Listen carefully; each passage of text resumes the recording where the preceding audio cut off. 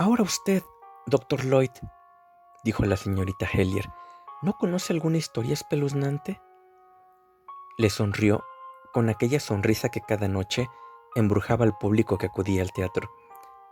Jane Hellier era considerada la mujer más hermosa de Inglaterra y algunas de sus compañeras de profesión, celosas de ella, solían decirse entre ellas: claro que Jane no es una artista, no sabe actuar, en el verdadero sentido de la palabra. Son esos ojos. Y esos ojos estaban en aquel momento mirando suplicantes al solterón y anciano doctor que durante los 5 últimos años había atendido todas las dolencias de los habitantes del pueblo de St. Mary Mead. Con un gesto inconsciente, el médico tiró hacia abajo de las puntas de su chaleco, que empezaba a quedársele estrecho, y buscó afanosamente en su memoria algún recuerdo para no decepcionar a la encantadora criatura que se dirigía a él con tanta confianza. Esta noche me gustaría sumergirme en el crimen, dijo Jane con aire ensoñador. Espléndido, exclamó su anfitrión, el coronel Bentry. Espléndido, espléndido, y lanzó su potente risa militar. ¿No te parece, Dolly? Su esposa, reclamada tan bruscamente a las exigencias de la vida social, pues mentalmente estaba planeando qué flores plantaría la próxima primavera, convino con entusiasmo. Claro que es espléndido, dijo de corazón, aunque sin saber de qué se trataba. Siempre lo he pensado. ¿De veras, querida?, preguntó la señorita Marple, cuyos ojos parpadearon rápidamente. En St. Mary Mead no tenemos muchos casos espeluznantes, y menos en el terreno criminal, señorita Hellier, dijo el doctor Lloyd. Me sorprende usted, dijo don Henry Clittering, excomisionado de Scotland Yard, vuelto hacia la señorita Marple. Siempre he pensado, por lo que he oído decir a nuestra amiga, que St. Mary Mead es un verdadero nido de crímenes y perversión. Oh, don Henry, protestó la señorita Marple mientras sus mejillas se enrojecían. Estoy segura de no haber dicho nunca semejante cosa. Lo único que he dicho alguna vez es que la naturaleza humana es la misma en un pueblo que en cualquier parte, solo que aquí uno tiene oportunidad y tiempo para estudiarla más de cerca.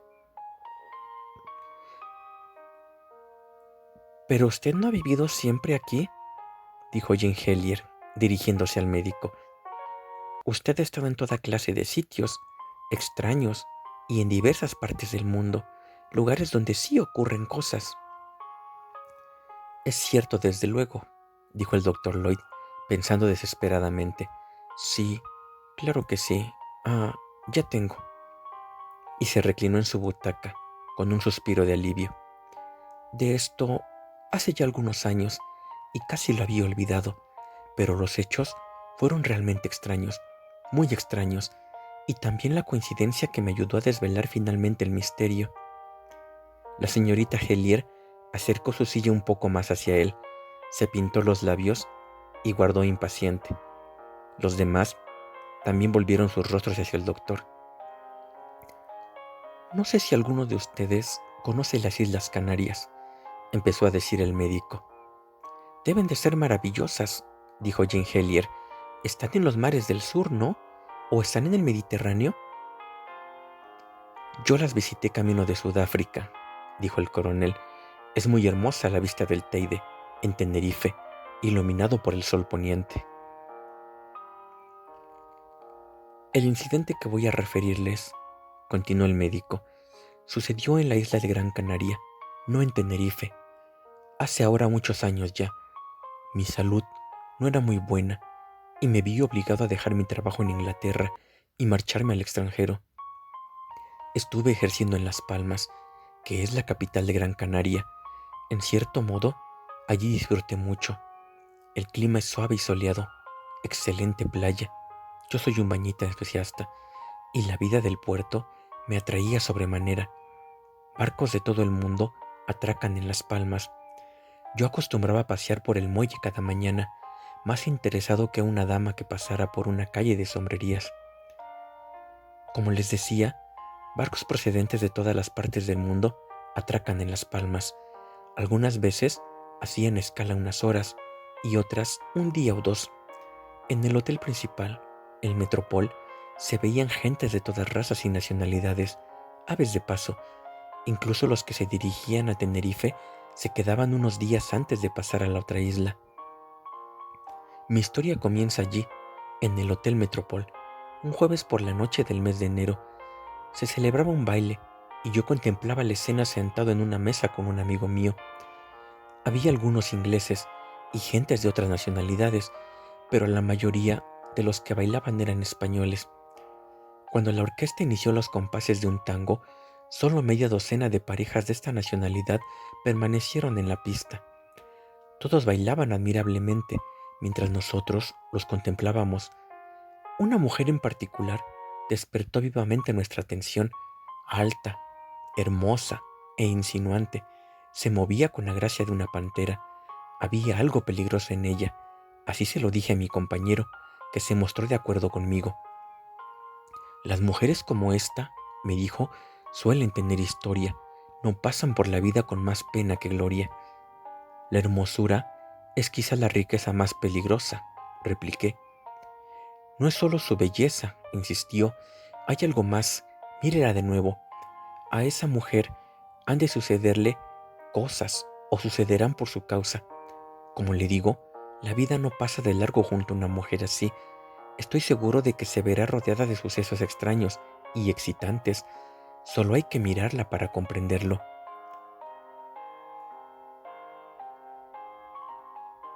Hizo una pausa y luego agregó con una sonrisa. Igual que solo hay que mirar esas dos mujeres de ahí para saber que nada extraordinario puede sucederles a ninguna de ellas. Han nacido para llevar una existencia segura y tranquila. Seguí su mirada. Las dos mujeres a las que se refería eran dos viajeras que acababan de llegar. Un buque holandés había entrado en el puerto aquella noche y sus pasajeros llegaban al hotel. Al mirarlas, comprendí en el acto lo que quiso decir mi amigo. Eran dos señoras inglesas, el tipo clásico de viajera inglesa que se encuentra en el extranjero. Las dos debían rayar los 40 años. Una era rubia y solo un poco llenita. La otra era morena y también solo un poco, exageradamente delgada. Estaban lo que se ha dado en llamar bien conservadas. Vestían trajes de buen corte, poco ostentosos, y no llevaban ninguna clase de maquillaje. Tenían la tranquila prestancia de la mujer inglesa, bien educada y de buena familia. Ninguna de las dos tenía nada de particular. Eran iguales a miles de sus compatriotas. Verían lo que quisieran ver, asistidas por sus guías Baedeker, y estarían ciegas a todo lo demás. Acudirían a la biblioteca inglesa y a la iglesia anglicana en cualquier lugar donde se encontrasen, y era probable que una de las dos pintara de vez en cuando. Como mi amigo me había dicho, nada excitante o extraordinario habría de ocurrirle nunca a ninguna de las dos, por mucho que viajaran alrededor de medio mundo. Aparté mis ojos de ellas para mirar de nuevo a nuestra sensual española, de provocativa mirada, y sonreí. «Pobrecillas», dijo Jane Helier con un suspiro. «Me parece estúpido que las personas no saquen el mayor partido posible de sí mismas. Esa mujer de Bond Street, Valentine, es realmente maravillosa. Audrey Delman es cliente suya. ¿Y la han visto ustedes en la pendiente? En el primer acto, en el papel de una colegiala, está realmente maravillosa. Y sin embargo, Audrey tiene más de 50 años. En realidad, da la casualidad de que sé de muy buena tinta que anda muy cerca de los 60. «Continúe», dijo la señora Bentry al doctor Lloyd. «Me encantan las historias de sensuales bailarinas españolas. Me hacen olvidar lo gorda y vieja que soy». «Lo siento», dijo el doctor Lloyd a modo de disculpa, «pero, a decir verdad, mi historia no se refiere a la española». «¿No?» «No. Como suele suceder, mi amigo estaba equivocado. A la belleza española no le ocurrió nada excitante. Se casó con un empleado de una compañía naviera y, cuando yo abandoné la isla, Tenía ya 5 hijos y estaba engordando mucho. Igual que la hija de Israel Peters, comentó la señorita Marple, la que se hizo actriz y tenía unas piernas tan bonitas que no tardó en lograr el papel de protagonista. Todo el mundo decía que acabaría mal, pero se casó con un viajante de comercio y sentó cabeza. El paralelismo pueblerino, murmuró don Henry. Efectivamente, continuó el médico, mi historia se refiere a las 2 damas inglesas. ¿Les ocurrió algo?, preguntó la señorita Hellier. Sí, y precisamente al día siguiente. ¿Sí?, dijo la señora Bentry intrigada.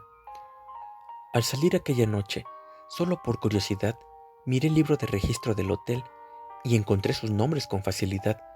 Eran la señora Mary Barton y la señorita Amy Durrant de Little Paddocks, Captain Ware Books.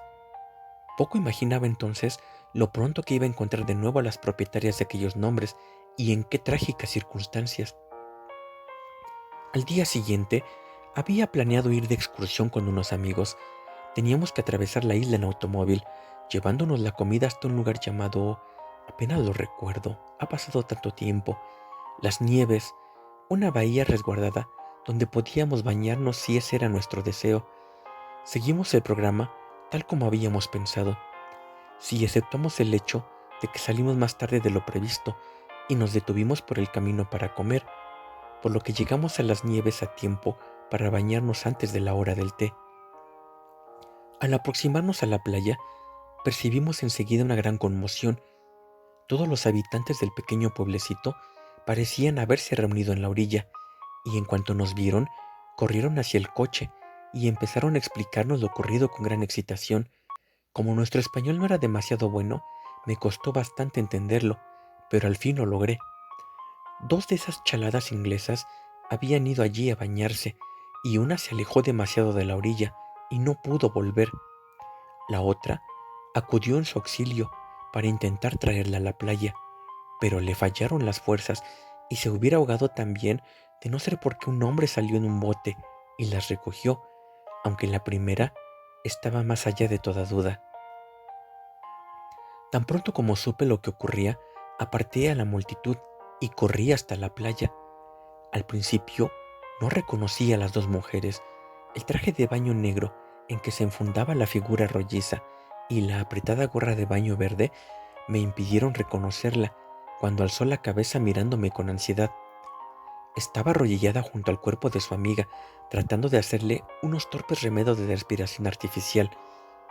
Cuando le dije que era médico, lanzó un suspiro de alivio y yo le mandé que fuera enseguida a una de las casas a darse una buena fricción y a ponerse ropa seca.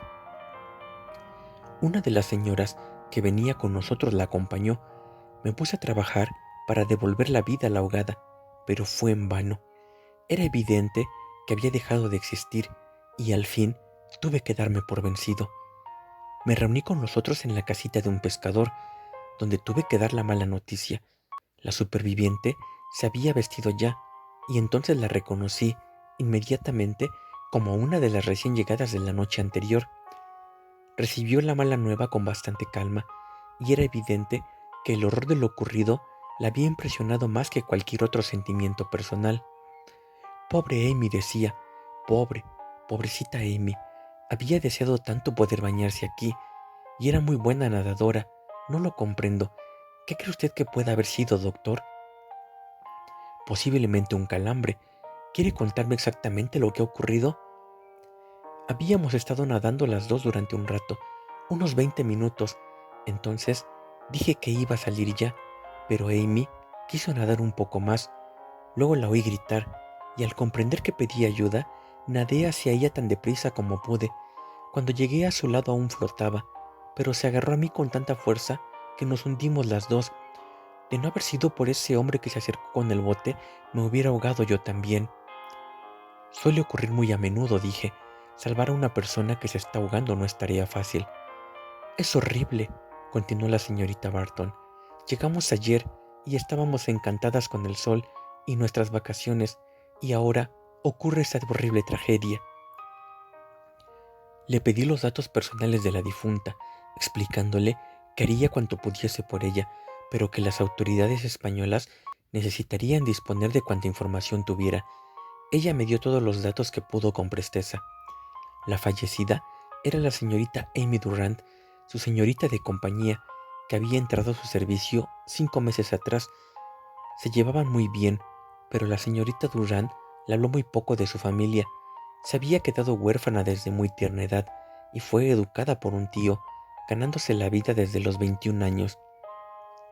Y eso fue todo, continuó el doctor. Hizo una pausa y volvió a decir, esta vez con cierta intención, y eso fue todo. No lo comprendo, dijo Jane Hellier. ¿Es eso todo? Quiero decir que es muy trágico, pero no, bueno, no es precisamente lo que yo llamo espeluznante. Yo creo que la historia no acaba ahí, intervino don Henry. Sí, replicó el doctor Lloyd, sí que continúa. Desde el principio me di cuenta de que había algo extraño. Desde luego, interrogué a los pescadores sobre lo que habían visto. Ellos eran testigos presenciales, y una de las mujeres me contó una historia bastante curiosa, a la que entonces no presté atención, pero que recordé más tarde. Insistió en que la señorita Durrant no se encontraba en ningún apuro cuando gritó. La otra nadadora se había acercado a ella, según esta mujer, y deliberadamente le sumergió la cabeza debajo del agua. Como les digo, no le presté mucha atención, era una historia fantástica, y las cosas pueden verse de manera muy distinta desde la playa. Tal vez la señorita Barton había tratado de dejarla inconsciente al ver que la otra, presa del pánico, se agarraba a ella con desesperación y que podían ahogarse las dos. Y según la historia de aquella mujer española, parecía como si la señorita Barton hubiera intentado en aquel momento ahogar deliberadamente a su compañera. Como les digo, presté poca atención a aquella historia por aquel entonces, pero más tarde acudió a mi memoria. Nuestra mayor dificultad fue averiguar algo de aquella mujer, Amy Durrant. Al parecer, no tenía parientes. La señorita Barton y yo revisamos juntos sus cosas. Encontramos una dirección a la que escribimos, pero resultó ser la de una habitación que había alquilado para guardar algunas de sus pertenencias. La patrona nada sabía y solo la vio al alquilarle la habitación. La señorita Durrant había comentado entonces que le gustaba tener un lugar al que poder llamar suyo y al que poder regresar en un momento dado. Había allí un par de muebles antiguos, algunos cuadros y un baúl lleno de esas cosas que se adquieren en las subastas, pero nada personal. Había mencionado a la patrona que sus padres habían muerto en la India cuando ella era una niña y que fue educada por un tío sacerdote, pero no dijo si era hermano de su padre o de su madre, de modo que el nombre no nos sirvió en absoluto de guía. No es que fuese un caso precisamente misterioso, pero sí poco satisfactorio. Debe de haber muchas mujeres solas y orgullosas en su misma posición. Entre sus cosas encontramos en las palmas un par de fotografías bastante antiguas y desvaídas, y que fueron recortadas para que cupieran en sus marcos respectivos, de modo que no constaba en ellas el nombre del fotógrafo, y también había un daguerrotipo antiguo que pudo haber sido de su madre o con más probabilidad de su abuela. La señorita Barton tenía, según dijo, la dirección de 2 personas que le dieron referencias suyas. Una la había olvidado, pero la otra logró recordarla tras algunos esfuerzos. Resultó ser la de una señora que ahora vivía en Australia. Se le escribió y su respuesta, que naturalmente tardó bastante en llegar, no sirvió de gran ayuda. Decía que la señorita Durrant había sido señorita de compañía suya por un determinado espacio de tiempo, cumpliendo su cometido del modo más eficiente, que era una mujer encantadora, pero nada sabía de sus asuntos particulares ni de sus parientes. De modo que, como les digo, no era nada extraordinario en realidad, pero fueron las 2 cosas juntas las que despertaron mis recelos. Aquella Amy Durrant, de quien nadie sabía nada, y la curiosa historia de la española que presenció la escena. Sí, y añadiré otra cosa. Cuando me incliné por primera vez sobre el cuerpo de la ahogada y la señorita Barton se dirigía hacia las casetas de los pescadores, Se volvió a mirar con una expresión en su rostro que solo puedo calificar de intensa ansiedad, una especie de duda angustiosa que se me quedó grabada en la mente. Entonces no me pareció extraño, lo atribuí a la terrible pena que sentía por su amiga, pero más tarde comprendí que no era por eso. Entre ellas no existía relación alguna y por ello no podía sentir un hondo pesar. La señorita Barton apreciaba a Amy Durrant y su muerte la había sobresaltado. Eso era todo. Pero entonces, ¿a qué se debía aquella inmensa angustia? Esa es la pregunta que me atormentaba. No me equivoqué al interpretar aquella mirada y, casi contra mi voluntad, una respuesta comenzó a tomar forma en mi mente. Supongamos que la historia de la mujer española fuese cierta. Supongamos que Mary Barton hubiera intentado ahogar a sangre fría a Amy Durrant. Consigue mantenerla bajo el agua mientras simula salvarla y es rescatada por un bote. Se encuentra en una playa solitaria, lejos de todas partes, y entonces aparezco yo, lo último que ella esperaba, un médico, y un médico inglés. Sabe muy bien que personas que han permanecido sumergidas en el agua más tiempo que Amy Durrant han vuelto a la vida gracias a la respiración artificial, pero ella tiene que representar su papel y marcharse dejándome solo con su víctima. Y cuando se vuelve a mirar por última vez, una terrible angustia se refleja en su rostro. ¿Volverá a la vida Amy Durrant y contará lo que sabe? ¡Oh!, exclamó Jane. Estoy emocionada. Desde este punto de vista, el caso parece más siniestro y la personalidad de Amy Durrant se hace más misteriosa. ¿Quién era Amy Durrant? ¿Por qué habría de ser ella, una insignificante señorita de compañía a quien se paga por su trabajo, asesinada por su ama? ¿Qué historia se escondía tras la fatal excursión a la playa? Había entrado al servicio de Mary Barton unos pocos meses antes. Esta la lleva consigo al extranjero y al día siguiente de su llegada ocurre la tragedia, y ambas eran dos refinadas inglesas de lo más corriente. La sola idea resultaba fantástica y tuve que reconocer que me estaba dejando llevar por la imaginación. ¿Entonces no hizo nada?, preguntó la señorita Hellier. Mi querida jovencita, ¿qué podía hacer yo? No existían pruebas. La mayoría de los testigos refirieron la misma historia que la señorita Barton. Yo había basado mis sospechas en una mera expresión pasajera que bien pude haber imaginado. Lo único que podía hacer, y lo hice, era procurar que se continuasen las pesquisas para encontrar a los familiares de Amy Durrant. La siguiente vez que estuve en Inglaterra, fui a ver a la patrona que le alquiló la habitación, con los resultados que ya les he referido. Pero usted presentía que había algo extraño, dijo la señorita Marple. El doctor Lloyd asintió. La mitad del tiempo me avergonzaba pensar así. ¿Quién era yo para sospechar que aquella dama inglesa simpática y de trato amable hubiera cometido un crimen a sangre fría? Hice cuanto me fue posible por mostrarme cortés con ella durante el corto espacio de tiempo que permanecí en la isla. La ayudé a entenderse con las autoridades españolas e hice todo lo que pude como inglés para ayudar a una compatriota en un país extranjero. No obstante, tengo el convencimiento de que ella sabía que me desagradaba y que sospechaba de ella. ¿Cuánto tiempo permaneció allí?, preguntó la señorita Marple. Creo que unos 15 días. La señorita Durrant fue enterrada allí y unos días después la señorita Barton tomó un barco de regreso a Inglaterra. El golpe la había trastornado tanto que no se sentía capaz de pasar el verano allí como había planeado.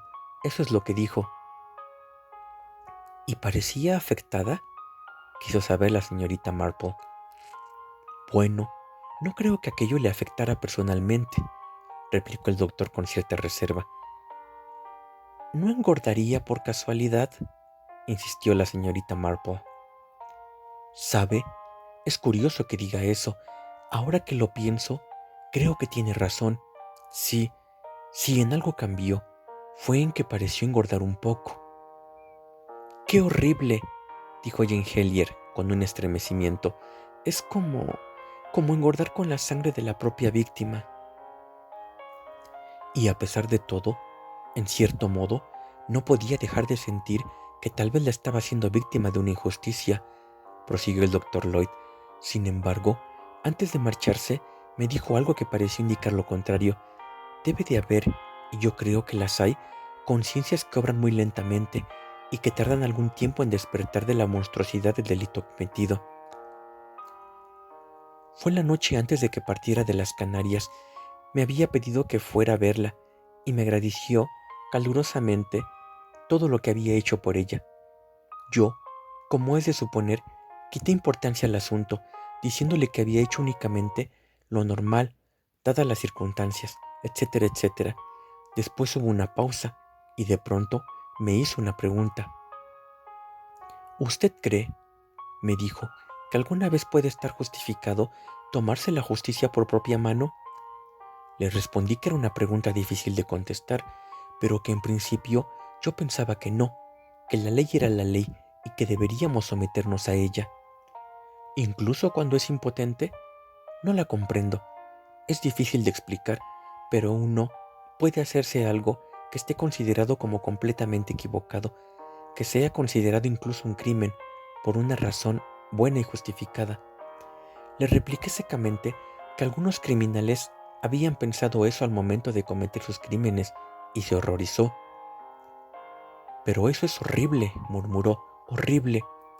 Y luego, cambiando de tema, me pidió que le diera algo que le ayudara a dormir, ya que no había podido hacerlo últimamente desde que sufrió aquel terrible golpe.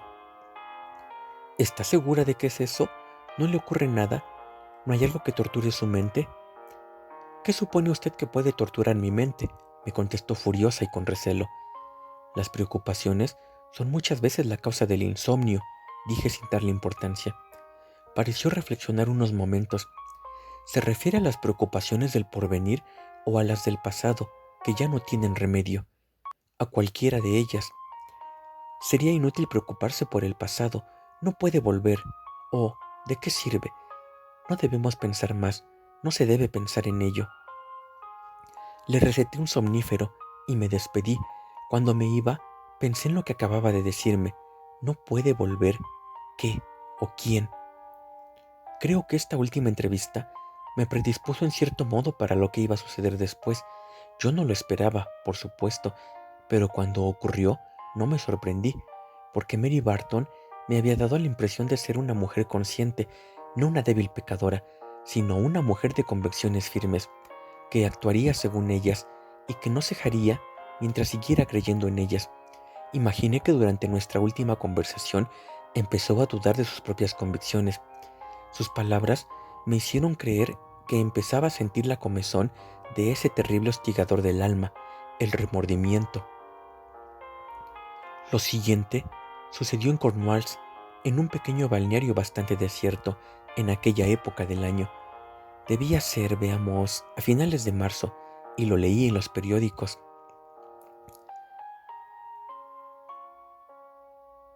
Una señora se había hospedado en un pequeño hotel de aquella localidad, una tal señorita Barton, cuyo comportamiento fue muy extraño, cosa que fue observada por todos. Por la noche paseaba de un lado a otro de su habitación, hablando sola y sin dejar dormir a las personas de los dormitorios contiguos al suyo.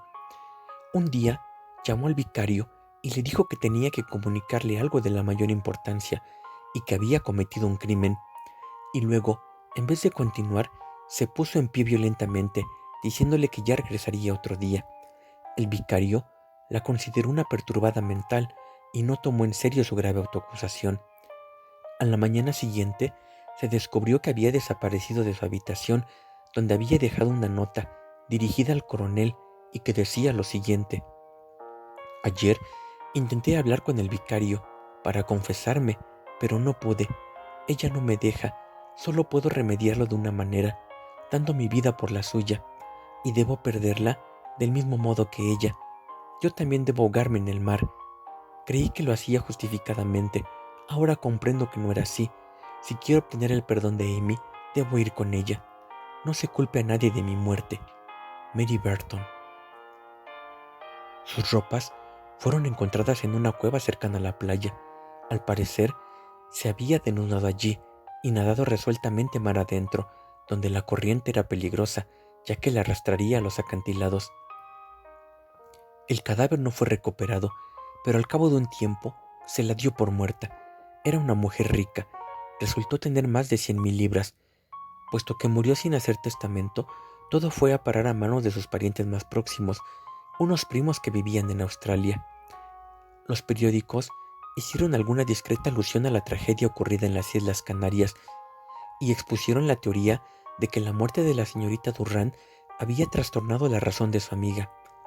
En la encuesta judicial se pronunció el acostumbrado veredicto de suicidio cometido en un ataque de locura, y de este modo cayó el telón sobre la tragedia de Amy Durrant y Mary Barton. Hubo una larga pausa, y luego Jane Hellyer dijo con expresión agitada: «Oh, pero no debe detenerse ahí, precisamente en el momento más interesante. Continúe». «Pero comprenda, señorita Hellyer, esto no es un folletín, sino la vida real, y en la vida real las cosas se detienen inesperadamente». «Pero yo no quiero que se detengan», dijo Jane. «Quiero saber». «Ahora es cuando debe hacer uso de su inteligencia, señorita Hellyer», explicó don Henry. «¿Por qué asesinó Mary Barton a su señorita de compañía? Ese es el problema que nos ha planteado el doctor Lloyd». «Oh, bueno», replicó la aludida, «pudo ser asesinada por muchísimas razones. Quiero decir, no lo sé, tal vez se saliera de sus casillas o tuviera celos, aunque el doctor Lloyd no haya mencionado a ningún hombre, pero es posible que durante el viaje en barco, bueno, ya sabe usted lo que dice todo el mundo de los cruceros y los viajes por mar». La señorita Hellyer se detuvo por falta de aliento, mientras todo su auditorio pensaba que el exterior de su encantadora cabeza superaba en mucho a lo que tenía dentro. «A mí me gustaría hacer 1000 sugerencias», dijo la señorita Bantry, «pero supongo que debo limitarme a una. Yo creo que el padre de la señorita Barton haría fortuna arruinando al de Amy Durrant, y Amy determinó vengarse. Oh no, tendría que haber sido al revés. ¡Qué fastidio! ¿Por qué la rica dama asesinó a su humilde señorita de compañía? Ya lo tengo. La señorita Barton tenía un hermano menor que se enamoró perdidamente de Amy Durrant. La señorita Barton espera su oportunidad. Cuando Amy sale al mundo, la toma como señorita de compañía y la lleva a Canarias para llevar a cabo su venganza. ¿Qué tal?» «Excelente», dijo don Henry, «solo que ignoramos que la señorita Barton tuviera un hermano». «Eso lo he deducido», replicó la señorita Bantry. «A menos que tuviera un hermano menor, no veo el motivo, de modo que debía tener uno. ¿No la ve usted así, Watson?» «Todo esto está muy bien, Dolly», dijo su esposo, «pero es solo una mera conjetura». «Claro», respondió la señora Bantry, «es todo lo que podemos hacer, conjeturar. No tenemos la menor pista. Adelante, querido, te toca a ti». «Les doy mi palabra de que no sé qué decir, pero creo que es acertada la sugerencia de la señorita Hellyer acerca de que debía haber un hombre de por medio. Mira, Dolly, seguramente debía ser un párroco. Por un decir, las dos le tejen una capa medida, pero él acepta la de la señorita Durrant primero. Puedes estar segura de que tuvo que ser algo así. Es muy significativo que al final acudiera también un párroco, ¿no? Este tipo de mujeres siempre pierden la cabeza por los párrocos bien parecidos. Se oyen casos continuamente». «Creo que debemos tratar de encontrar una explicación un poco más plausible», dijo Sir Henry, «aunque admito que también es solo una conjetura. Yo sugiero que la señorita Barton fue siempre una desequilibrada mental. Hay muchos más casos así de los que pueden imaginar. Su manía fue agudizándose y empezó a creer que era su obligación era librar al mundo de ciertas personas, posiblemente de las mujeres desgraciadas. No sabemos gran cosa del pasado de la señorita Durrant, de modo que es muy posible que tuviera un pasado desgraciado. La señorita Barton lo averigua y decide exterminarla. Más tarde, su crimen empieza a preocuparle y se siente abrumada por los remordimientos. Su fin demuestra que estaba completamente desequilibrada. Ahora, dígame si está de acuerdo conmigo, señorita Marple. Me temo que no, don Henry, replicó la señorita Marple, sonriendo para disculparse. Creo que su final demuestra que había sido una mujer inteligente y resuelta. Jane Hellier la interrumpió lanzando un grito. ¡Oh, qué tonta he sido! ¿Puedo probar otra vez? Claro que debió ser eso, chantaje. La señorita de compañía le estaba haciendo víctima de su chantaje, solo que no comprendo por qué dice la señorita Marple que fue una mujer inteligente por el hecho de que se suicidara. No lo comprendo en absoluto. Ah, exclamó don Henry, seguro que la señorita Marple conoce un caso exactamente igual ocurrido en St. Mary Mead. Usted siempre se burla de mí, don Henry, contestó la señorita Marple con tono de reproche. Debo confesar que me recuerdo un poco, solo un poco, a la anciana Truth. Cobró las pensiones de 3 ancianas fallecidas en distintas parroquias. Me parece un crimen muy complicado y muy provechoso, dijo don Henry, pero no veo que arroje ninguna luz sobre el problema que nos ocupa. Claro que no, replicó la señorita Marple. Usted no, pero algunas de las familias eran muy pobres y la pensión de las ancianas representaba mucho para los niños. Sé que es difícil de entender para los extraños, pero lo que quiero hacer resaltar es que el fraude se apoyaba en el hecho de que una anciana se parece mucho a cualquier otra. ¿Cómo?, preguntó don Henry intrigado. Siempre me explico mal. Lo que quiero decir es que, cuando el doctor Lloyd describió a esas 2 señoras, no sabía quién era quién, y supongo que tampoco lo sabía nadie del hotel. Desde luego, lo hubieran sabido al cabo de 1 o 2 días, pero al día siguiente, una de las 2 pereció ahogada, y si la superviviente dijo que era la señorita Barton, no creo que a nadie se le ocurriera dudarlo. ¿Usted cree? Oh, ya comprendo, dijo don Henry despacio.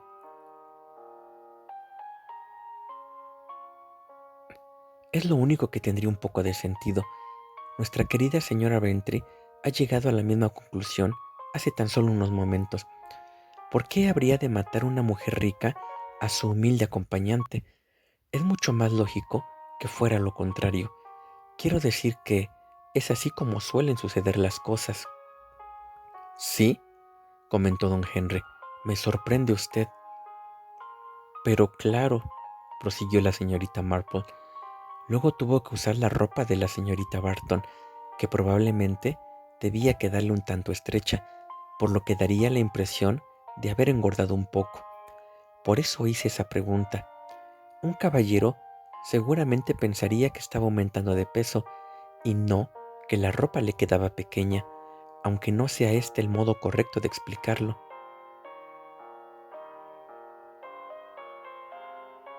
Pero si Amy Durrant asesinó a la señorita Barton, ¿qué ganaba con ello?, quiso saber la señorita Bentry. No podía mantener la ficción indefinidamente. Solo la mantuvo por espacio de 1 mes aproximadamente, indicó la señorita Marple, y durante este tiempo supongo que viajaría, manteniéndose alejada de todo el que pudiera conocerla. Eso es lo que quise dar a entender al decir que una mujer de cierta edad resultaba muy parecida a cualquier otra. No creo siquiera que notaran que la fotografía del pasaporte era distinta. Ya saben ustedes lo malas que son. Y luego, en marzo, se marchó a ese balneario de Cornwalls, donde comenzó a actuar de un modo extraño, a atraer la atención de la gente, para que cuando encontrasen sus ropas en la playa y leyeran su última carta, no repararan en lo obvio. ¿Qué era?, preguntó don Henry. Que no había cuerpo, replicó la señorita Marple. Eso es lo que hubiera saltado más a la vista, de no ser por la cantidad de pistas falsas puestas para apartarlos de la verdadera pista, incluyendo el detalle de la comedia del arrepentimiento. No había cuerpo. Ese era el hecho más importante. ¿Quiere usted decir, preguntó la señorita Bentry, quiere decir que no hubo tal arrepentimiento y que no se ahogó? Ella no, replicó la señorita Marple, igual que la señora Truth. Ella también supo preparar muchas pistas falsas, pero no había contado conmigo. Yo sé ver a través del fingido remordimiento de la señorita Barton. Ahogada ella, se marchó a Australia, y no temo equivocarme. No se equivoca, señorita Marple, dijo el doctor Lloyd. Tiene razón, otra vez me deja usted sorprendido. Vaya aquel día en Melbourne, casi me caigo redondo de la impresión. ¿Era eso a lo que se refería usted al hablar de una coincidencia? El doctor Lloyd asintió. Sí, tuvo muy mala suerte la señorita Barton, o la señorita Amy Durrant, o como quieran llamarla. Durante algún tiempo fui médico de un barco, y al desembarcar en Melbourne, la primera persona que vi cuando pasaba por allí fue a la señora que yo creía que se había ahogado en Cornwalls. Ella comprendió que su juego estaba descubierto, por lo que a mí se refería, e hizo lo más osado que se le ocurrió, convertirme en su confidente. Era una mujer extraña, desprovista de toda moral. Era la mayor de 9 hermanos, todos muy pobres. En una ocasión pidieron ayuda a su prima rica, que vivía en Inglaterra, pero fueron rechazados y la señorita Barton se peleó con su padre. Necesitaban dinero desesperadamente, ya que los 3 niños más pequeños estaban delicados y necesitaban un costoso tratamiento médico. Parece ser que entonces Amy Barton planeó su crimen a sangre fría, se marchó a Inglaterra ganándose el pasaje como niñera y obtuvo su empleo de señorita de compañía de la señorita Barton, haciéndose llamar Amy Durrant. Alquiló una habitación en la que puso algunos muebles para crearse una cierta personalidad. El plan del ahogamiento fue una inspiración repentina. Había estado esperando que se le presentara alguna oportunidad. Después de representar la escena final del drama, regresó a Australia y a su debido tiempo, ella y sus hermanos heredaron todo el dinero de la señorita Barton, como parientes más próximos. Un crimen osado y perfecto, dijo don Henry, casi el crimen perfecto. De haber sido la señorita Barton quien muriera en las Canarias, las sospechas hubieran recaído en Amy Durrant y se hubiese descubierto su parentesco con la familia Barton. Pero el cambio de identidad y el doble crimen, como podemos llamarlo, evitó esa posibilidad. Sí, casi fue un crimen perfecto. ¿Qué fue de ella?, preguntó la señora Bentry. ¿Cómo actuó en el asunto, doctor Lloyd? Me encontraba en una posición muy curiosa, señora Bentry. Pruebas, tal como las entiende la ley, tenía muy pocas todavía, y también como médico me di cuenta de que, a pesar de su aspecto vigoroso y robusto, aquella mujer no iba a vivir mucho. La acompañé a su casa y conocí al resto de los hermanos, una familia encantadora que adoraba a su hermana mayor, completamente ajenos al crimen que había cometido. ¿Por qué llenarlos de pena si no podía probar nada? La confesión de aquella mujer no fue oída por nadie más que por mí, y dejé que la naturaleza siguiera su curso. La señorita Amy Barton falleció 6 meses después de mi último encuentro con ella, y a menudo me he preguntado si vivió alegre y sin arrepentimiento hasta que le llegó su fin. Seguramente no, dijo la señora Bentry. Yo creo que sí, dijo la señorita Marple, como la señora Truth. Jane Hellyer se estremeció. Vaya, dijo, es muy emocionante, aunque aún no entiendo quién ahogó a quién y qué tiene que ver esa señora Truth con todo esto. No tiene nada que ver, querida, replicó la señorita Marple. Fue solo una persona, y no precisamente agradable, que vivía en el pueblo. Oh, exclamó Jane, en el pueblo. Pero si en los pueblos nunca ocurre nada, ¿no es cierto? Suspiró.